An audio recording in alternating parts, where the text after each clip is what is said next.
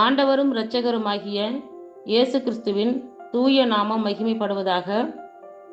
Mark எழுதின சுவிசேஷம் 2ஆம் அதிகாரத்திலுள்ள வசனங்களுக்கான விளக்க உரையை பல்வேறு தலைப்புகளில் நாம் இப்பொழுது சிந்திக்க இருக்கிறோம்.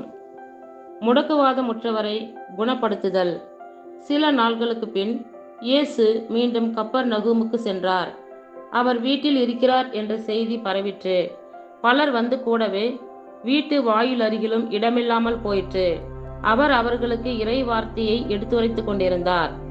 அப்போது முடக்குவாதமுற்ற ஒருவரை 4 சுமந்து அவரிடம் கொண்டு வந்தனர். மக்கள் திரண்டிருந்த காரணத்தால் அவரை இயேசுவுக்கு முன் கொண்டு வர இயலவில்லை. எனவே அவர் இருந்த இடத்திற்கு மேலே வீட்டின் கூரையை உடைத்து திறப்பு உண்டாக்கி முடக்குவாதமுற்றவரை படுக்கையோடு கீழே இறக்கினர். இயேசு அவர்களுடைய நம்பிக்கையை கண்டு முடக்குவாதமுற்றவரிடம், மகனே, உன் பாவங்கள் மன்னிக்கப்பட்டன என்றார். அங்கே அமர்ந்திருந்த மறைநூல் அறிஞர் சிலர், இவன் ஏன் இப்படி பேசுகிறான்?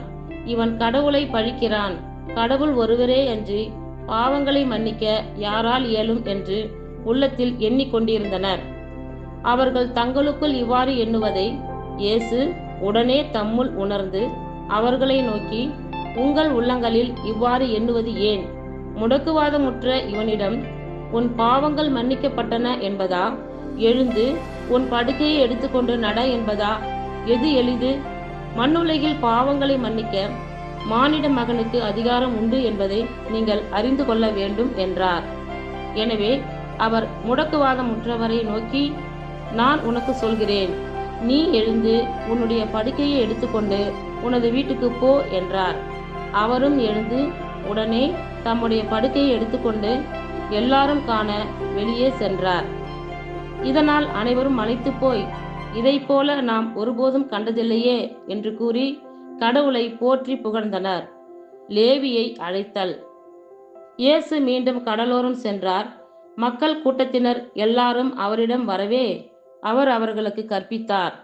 பின்பு அங்கிருந்து அவர் சென்றபோது அல்பேயுவின் மகன் லேவி சுங்கச்சாவடியில் அமர்ந்திருக்க கண்டார். அவரிடம், என்னை பின்பற்றி வா என்றார். அவரும் எழுந்து இயேசுவை பின்பற்றி சென்றார். பின்பு அவருடைய வீட்டில் பந்தி அமர்ந்திருந்த போது வரி தண்டுபவர்கள், பாவிகள் ஆகிய பலர் இயேசுவோடும் அவருடைய சீடரோடும் விருந்துண்டனர். ஏனெனில் இவர்களுள் பலர் இயேசுவை பின்பற்றியவர்கள். அவர் பாவிகளோடும் வரி தண்டுபவர்களோடும் உண்பதை பரிசேயரை சார்ந்த மறைநூல் அறிஞர் கண்டு அவருடைய சீடரிடம், இவர் வரி தண்டுபவர்களோடும் பாவிகளோடும் சேர்ந்து உண்பதேன் என்று கேட்டனர். இயேசு இதை கேட்டவுடன் அவர்களை நோக்கி, நோயற்றவருக்கு அன்று நோய் உற்றவர்க்கே மருத்துவர் தேவை. நேர்மையாளர்களை அன்று பாவிகளையே அழைக்க வந்தேன் என்றார். நோன்பு பற்றிய கேள்வி. யோவானுடைய சீடரும் பரிசேயரும் நோன்பு இருந்து வந்தனர். சிலர் இயேசுவிடம், யோவானுடைய சீடர்களும் பரிசேயருடைய சீடர்களும் நோன்பிருக்க உம்முடைய சீடர்கள் ஏன் நோன்பிருப்பதில்லை என்று கேட்டனர்.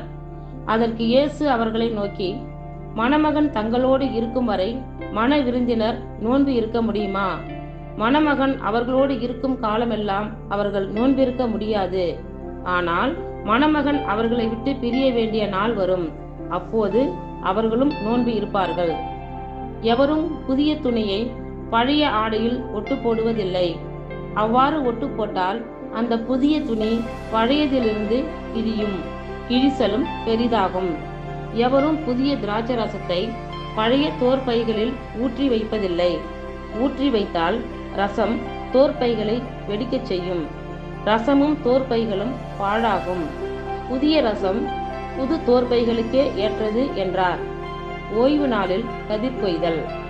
ஓய்வு நாளில் இயேசு வயல் வழியே செல்ல நேர்ந்தது. அவருடைய சீடர் கதிர்களை கொய்து கொண்டே வழி நடந்தனர். அப்போது பரிசேயர் இயேசுவிடம், பாரும், ஓய்வு நாளில் செய்யக்கூடாததை ஏன் இவர்கள் செய்கிறார்கள் என்று கேட்டனர். அதற்கு அவர் அவர்களிடம், தாமும் தம்முடன் இருந்தவர்களும் உணவின்றி பசியாய் இருந்தபோது தாவீது என்ன செய்தார் என்பதை நீங்கள் வாசித்ததே இல்லையா? அபியத்தார் தலைமை குருவாய் இருந்தபோது தாவீது இறை இல்லத்திற்குள் சென்று குருக்களை தவிர வேறு எவரும் உண்ணக்கூடாத அர்ப்பண அப்பங்களை தாம் உண்டதுமன்றி தம்மோடு இருந்தவர்களுக்கும் கொடுத்தார் அன்றோ என்றார். மேலும் அவர் அவர்களை நோக்கி, ஓய்வு நாள் மனிதருக்காக உண்டாக்கப்பட்டது, மனிதர் ஓய்வு நாளுக்காக உண்டாக்கப்படவில்லை. ஆதலால் ஓய்வு நாளும் மானிட மகனுக்கு கட்டுப்பட்டதே என்றார். இத்துடன் 2ஆம் அதிகாரத்திலுள்ள வசனங்களுக்கான விளக்க உரை நிறைவுற்றிற்று.